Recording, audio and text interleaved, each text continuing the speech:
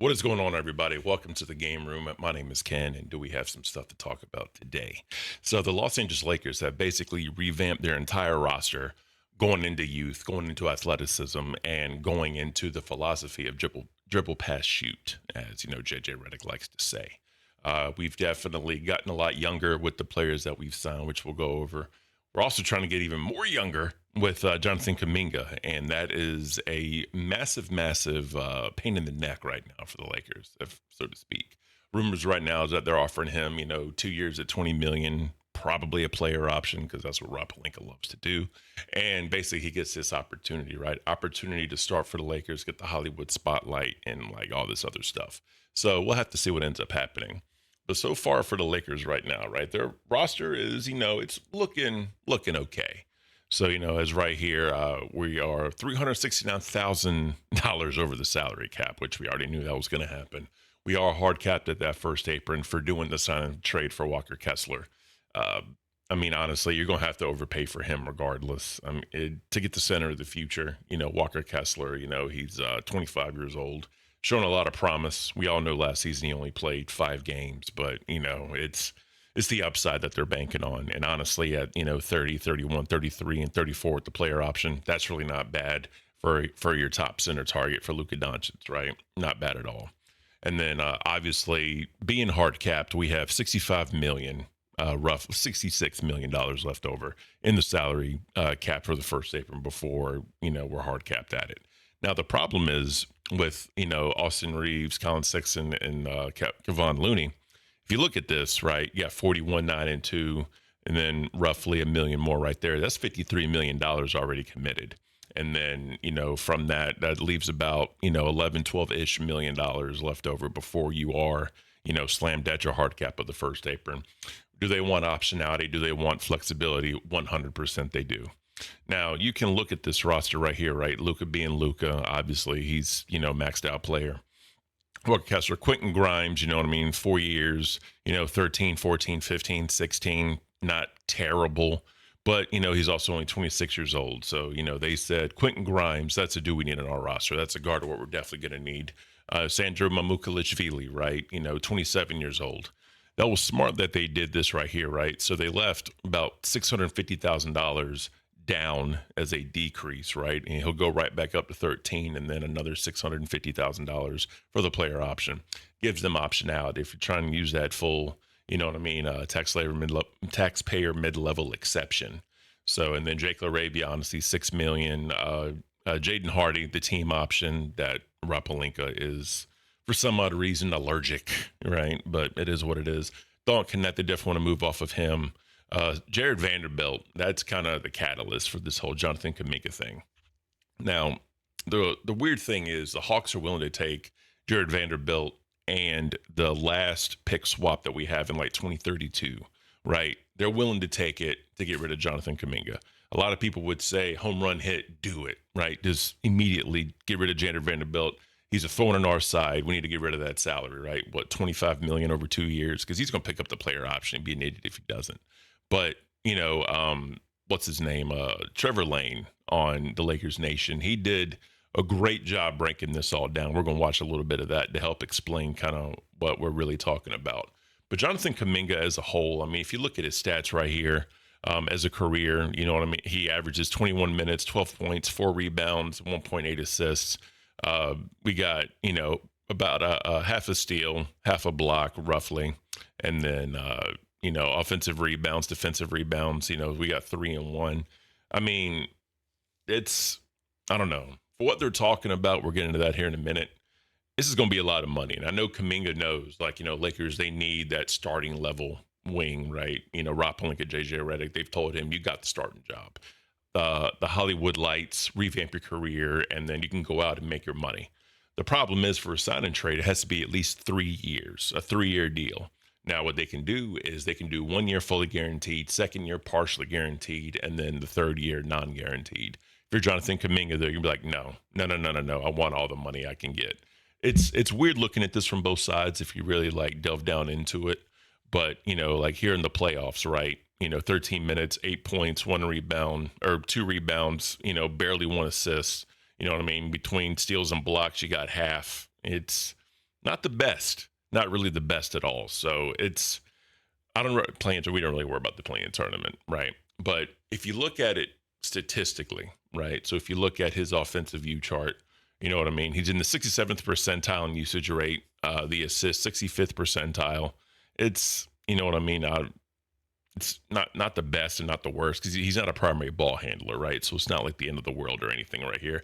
Shot chart, he lives at the rim, right? And that's kind of what they want. He's that slasher, you know what I mean? When he's running down the court, Luka or Austin can get him the ball and he can, get at the rim and do what he needs to do. Kind of spotty from three, you know what I mean? And I know Lakers want those 3-and-D players, right? The defensive minded wings that's the point of attack defender, and then also shoot very well from the three, right? But the issue is when it comes to, the 3-point shot, I mean, the corner three, 25th percentile, not that great. Non-corner, he's at 88%. And then he's a 48th percentile in all 3-point shots made. So he's not the best 3-point shooter. Like if we come here, he's for a career, he's 33% from three, right? On an average of two and a half shots a game. That's not really what you want to commit that much money towards, right? That much time towards. But Lakers are kind of stuck right now. They're stuck, and we need a wing. Jonathan Kuminga, outside of LeBron James, Jonathan Kuminga is probably the one dude left that's starting caliber. Now, it really, really broke my heart that we got rid of Rui Hachimura. Rui, man, that dude's a Laker for life, in my opinion. I fucking love Rui. Sorry, I mean to cuss. I love Rui. Rui's awesome, and I really wish we could have kept him. And when you look at these contracts that they gave out, Rui took, it was 2 years, $28 million, and the second year's like non-guaranteed, right? Or it's a team option or something like that. And you look, they gave Quentin Grimes roughly around the same thing. Sandro, a little less than that.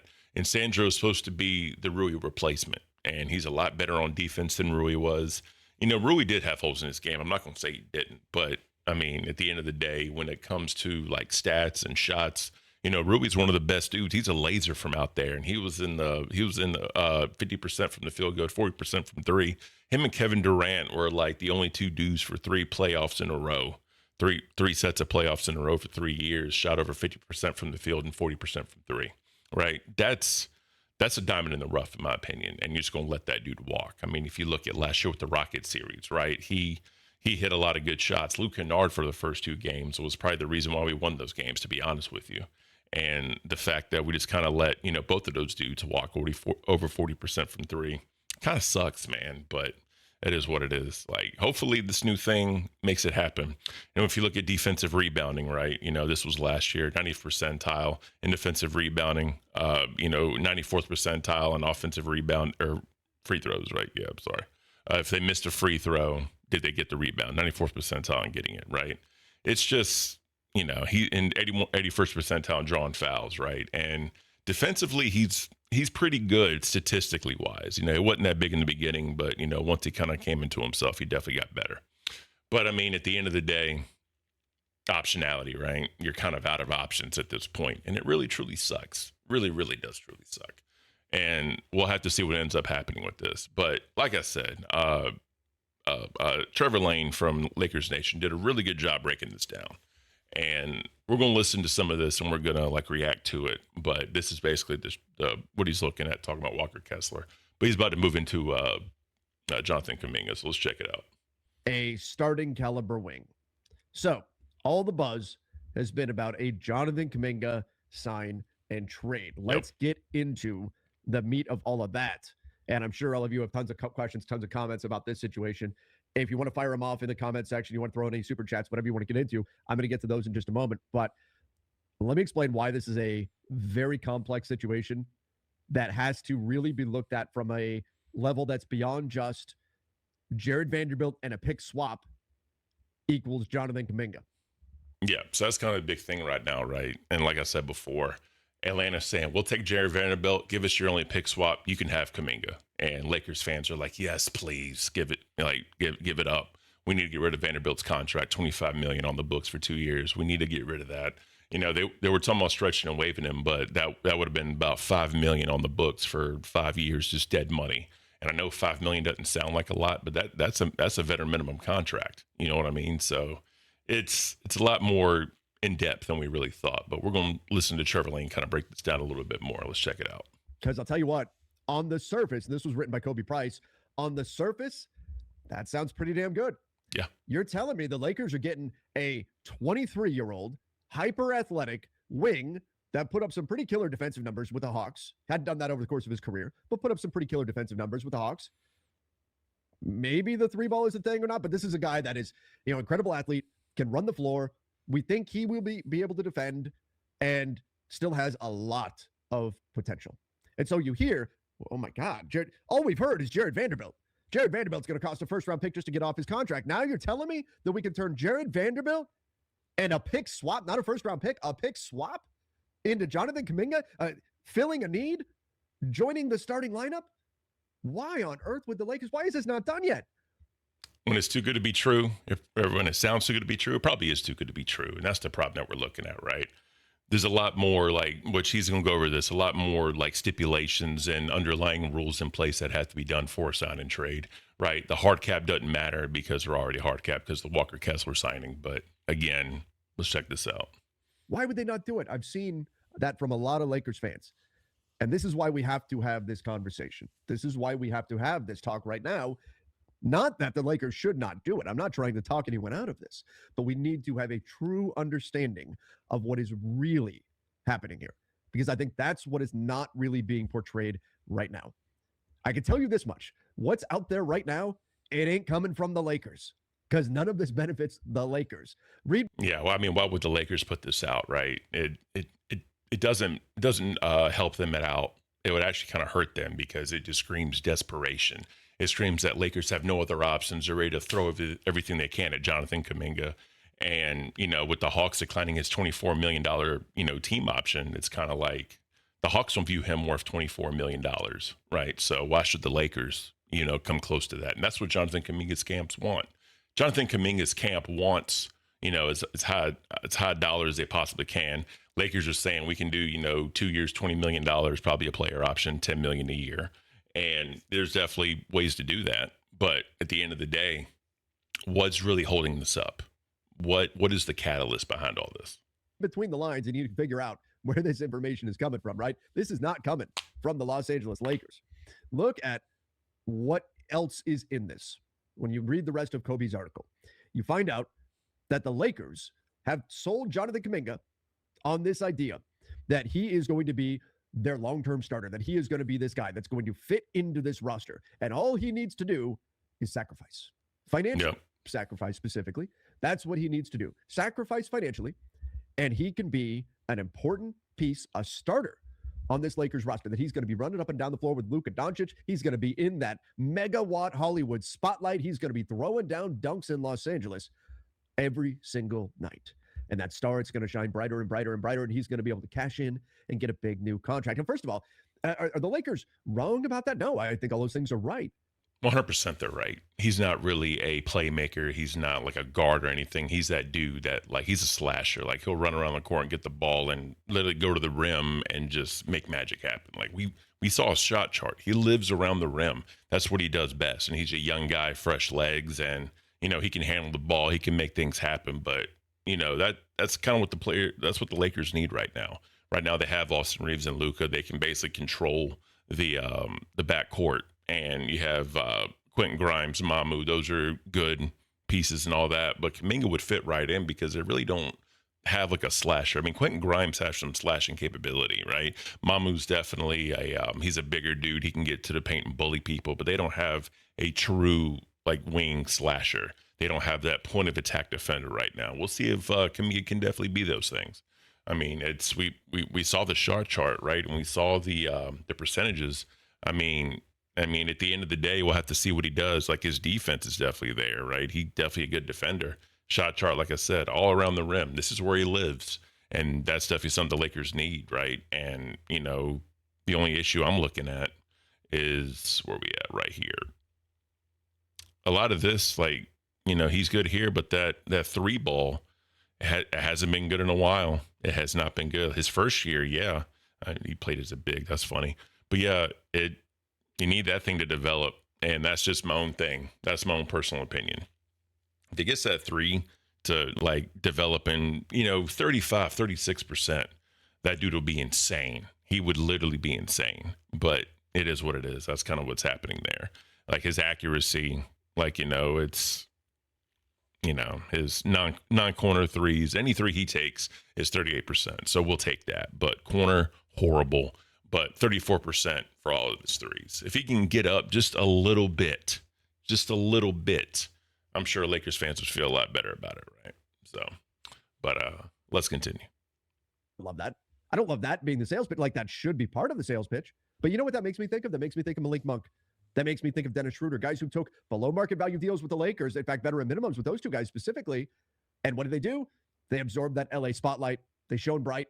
And then they said, thank you. Now another team's going to offer us more money and see you later. See, that's what I don't want to see from this. I don't want to see the Lakers allow Jonathan Kuminga to use the LA spotlight. And again, this is not anti-Kuminga. This is the Lakers selling him on this idea. Use the LA spotlight, rehab your value, and then cash in next summer. That's what the Lakers are trying to sell him on right now. They're trying to offer him a 2-year deal, reportedly $20 million, $10 million per year, roughly. Have to imagine there's a player option in the second year. Now, of course, there's a player option on the second year. It's Rob Pelinka. But yeah, man, it's just one of those things. It's a gamble. All this is a gamble, right? Walker Kessler is probably the easiest one that you could say is not really a gamble because he's shown he's a huge guy, 7'2", like 250, 260, I think, rim running, young, and all that, right? Mamu, I wouldn't, as a Rui replacement, that is a gamble, in my opinion, because, Rui did so many good things for the Lakers, right? And then Quentin Grimes, I mean, we'll see what he does. He's a good player. He ain't no slouch, right? But all these 4-year deals, I mean, we'll have to see, but all this is a gamble. But it depends on just literally how it plays out, right? How can they do that? Well, right now they don't have any cap space, right? Well, they must have a path. And that could be as simple as finding a team that will take Jared Vanderbilt to once again open up cap space for them.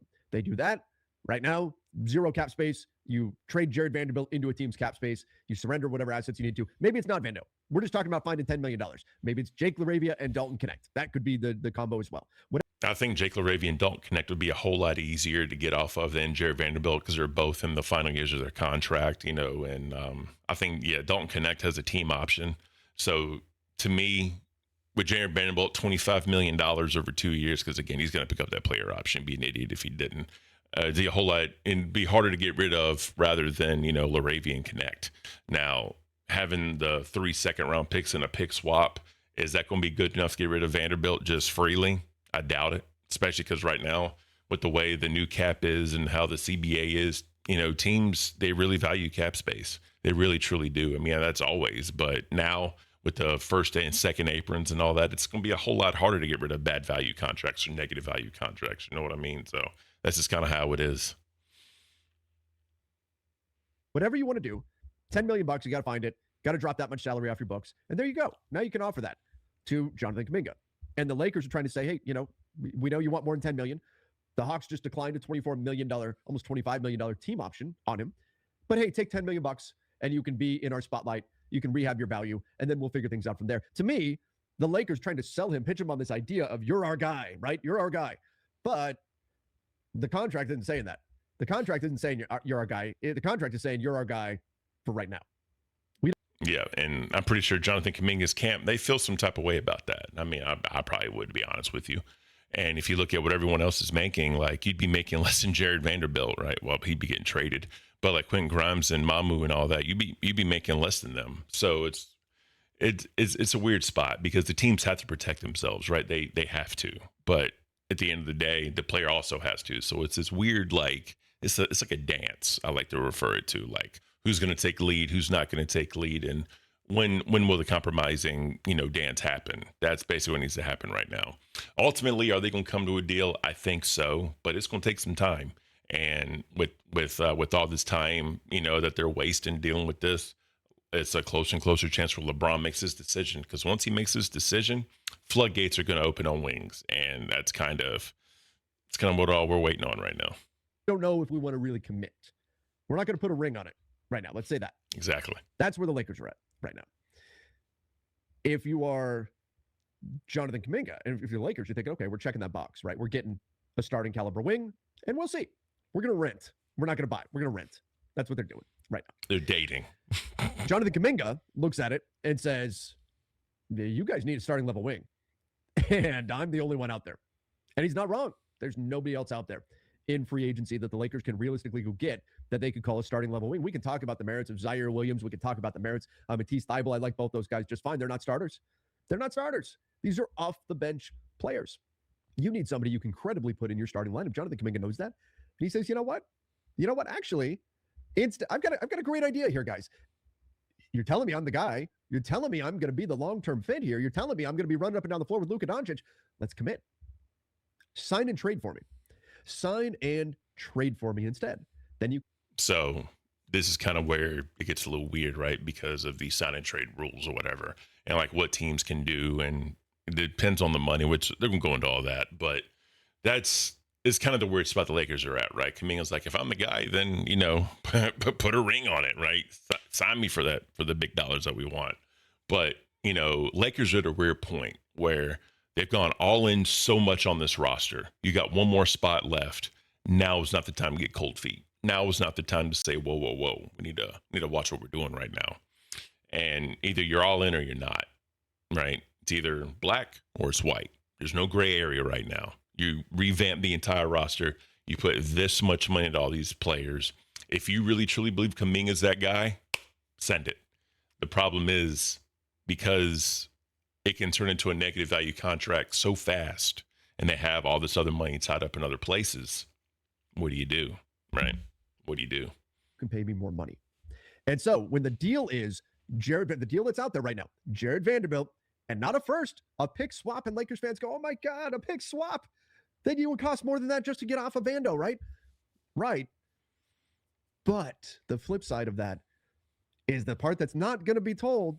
That's to get Jonathan Kuminga a bigger contract. Maybe a contract that the Lakers don't want to give out. Maybe a contract that most of the NBA would say is a negative value deal. There's a reason why the Atlanta Hawks turned down a $25 million team option for him. Check this out. If the Lakers are to sign and trade for Jonathan Kuminga, rather than clear cap space, rather than clear cap space for Jonathan Kuminga and sign him and say, we'll do a 2-year deal, player option, second year, rent, not buy effectively. If they buy on Jonathan Kuminga, here's what they can do. And this is what Jonathan Kuminga would want them to do. They can send Jared Vanderbilt to the Hawks. They can send a pick swap, maybe a valuable pick swap. It could also have zero value. We don't know. All would depend on what happens in 2032.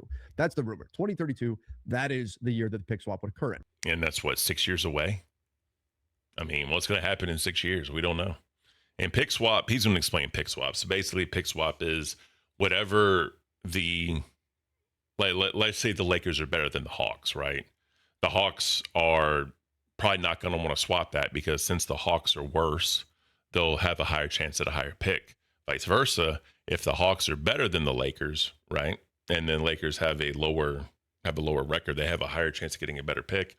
Hawks are going to want to use that to try and get that pick that the Lakers would have gotten.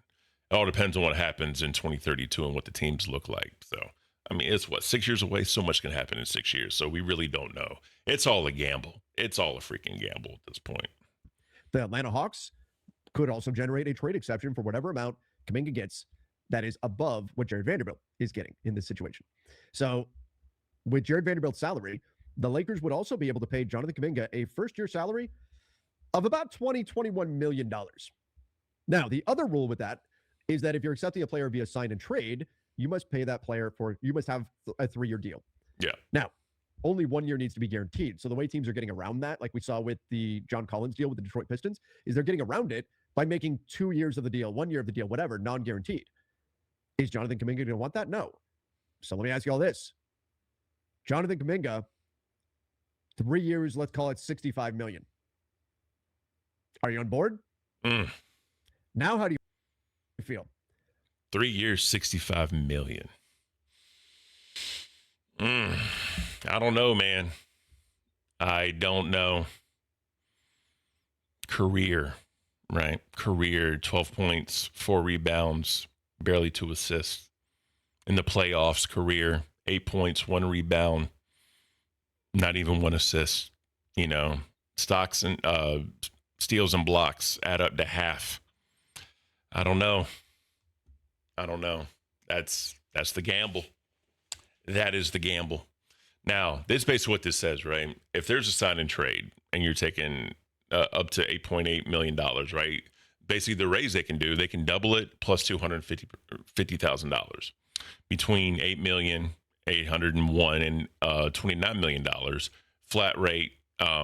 It's About 9,096,000, right? And then if it's above that, we'll be limited to 125% plus 250K.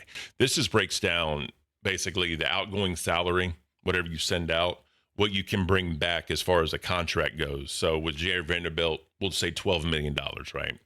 Just to kind of round it out. So with 12 million, it would fall under here. That means they can do a flat 9 million. So that becomes $21 million, right?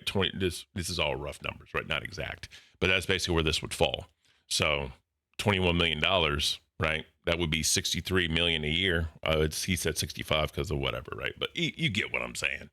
I don't know, man. It's a lot of damn money. It's a lot of money because you're talking here 21. You're talking he'd be right here under Walker, so he'd be the third highest paid or fourth after that. So fourth highest paid player for this. I don't know. Let me know in the comments what you think. Would you do it? Jared Vanderbilt and a pick swap for Jonathan Kuminga at 20 million per season with raises. How are we feeling about that? Yeah. That's the part you're not going to hear. That's the part that's not out there. That changes the equation a little bit, doesn't it? It does. That changes the equation a bit. The Lakers are telling him take a little bit less, take 10 million per year, and we'll sort things out while selling him on this vision of playing with Luka. Kuminga's saying, no. Sign and trade for me. Then he knows they have to give him a 3-year deal. Then he knows that if Vando's the piece coming back, he can get a $20 million deal. Yep. Now, can the Lakers negotiate down off of that? Of course. But here's the thing, though, right? Would you rather waive and stretch Vando, right? Have $5 million in dead money on your books for 3, 4, or 5 years, or give Jonathan Kuminga 3 years, $60-some million? I don't know. Here's how I feel about it. If I'm the Lakers, I try and find a trade for Vanderbilt just to get rid of him. You've got to get rid of some second rounds, right? Just get the money off the books. That'd be a whole lot easier. And then what I would do is look at that PJ Washington trade. The problem is PJ Washington has, I think it's like 80-some million guaranteed left on his deal, or that was the contract. And Lakers don't know about that, but we know PJ Washington fits with Luka. I mean, they were part of the finals run, and Lakers are trying to recreate that with their own players, obviously. But at the end of the day, Kuminga for $20-some million with those stats, I don't know. But then again, Lakers got to go all in. So why not go all in and see what happens, right? But let me know your thoughts in the comments, man. I know this is my first video on the channel. I normally do live streams. I normally don't do recorded content. So this is a little different for me. But we'll definitely be doing some live streams here on this channel. But I just kind of want to get some stuff out there, get some content out there to figure out, you know what I mean, like what y'all like and everything. Just let me know in the comments, right? Y'all can say I'm absolute shit. Y'all can say I'm absolute dookie. That's fine. I'm trying not to, I cuss a lot. I'm trying not to cuss on this channel, so bear with me. But anyways, guys, enjoy the rest of your day. Let me know in the comments, would you do Jonathan Kuminga for 3 years at $60-some million? Or what would you do with Vanderbilt? Let me know your thoughts. Y'all enjoy the rest of your day. Take care, everybody.